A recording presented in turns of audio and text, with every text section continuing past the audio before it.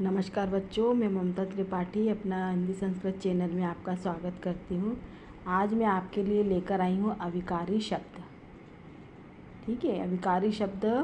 अब इसको स्पष्ट करने के लिए मैंने यहाँ पर उसके बारे में लिखा है कि लिंग, वचन अथवा कारक। लिंग यानी स्त्रीलिंग, पुल्लिंग। लिंग जो होते हैं, वचन जो एक वचन, द्विवचन, बहुवचन, है ना। एक वचन, बहुवचन।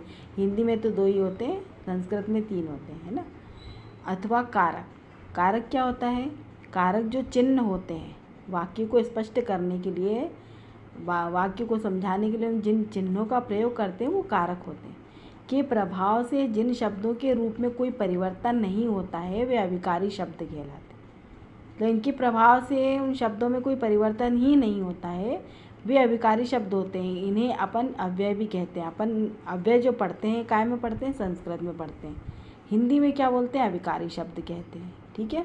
अब इनके भेद कौन कौन से हैं? ये पहला है क्रिया विशेषण, दूसरा है संबंध बोधक, तीसरा है समुच्चय बोधक। इसको योजक भी कहते हैं। समुच्चय बोधक को योजक भी कहते हैं अपन। जो योजक चिन्ह लगाते हैं ना अपन पढ़ते लिखते वक्त, तो वो योजक चिन्ह को ही अपन समुच्चय बोधक भी कहते हैं। और चौथा नंबर पे क्या आ रहा है? विस्मयादि बोधक। ठीक है। अब इनको मैंने शॉर्ट में यहाँ पर समझाया। जैसे पहला है क्रिया विशेषण, जो क्रिया की विशेषता बताते हैं।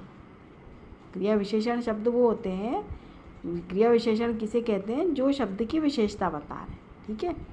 अब दूसरे नंबर पे क्या आ रहा है? जो शब्द संज्ञा शब्दों का वाक्य के दूसरे शब्दों के साथ संबंध स्थापित करते हैं। क्या होता है? जो शब्द संज्ञा शब्दों का वाक्य के दूसरे शब्दों के साथ संबंध स्थापित करते हैं वो क्या कहलाते हैं? संबंध बोधक। दूसरे नंबर पे जो दिया है। ठीक है। अब तीसरे नंबर का जो है यहाँ पर दिया समुच्चय बोधक, या इसको योजक चिन्ह भी कहते हैं। तो दो या वाक्यों को मिलाने वाले, दो शब्दों या वाक्यों को मिलाने वाले अविकारी शब्दों को योजक चिन्ह या फिर समुच्चय बोधक कहते हैं। या तो 2 शब्दों को मिलाते हैं या 2 वाक्यों को मिलाते हैं, है ना। तो जो अविकारी शब्द होते हैं उनको अपन योजक या समुच्चय बोधक कहते हैं। ठीक है। इसको मैंने इस तरह से शॉर्ट में डिफाइन किया है। अब चौथे नंबर पे क्या है? विस्मयादि बोधक।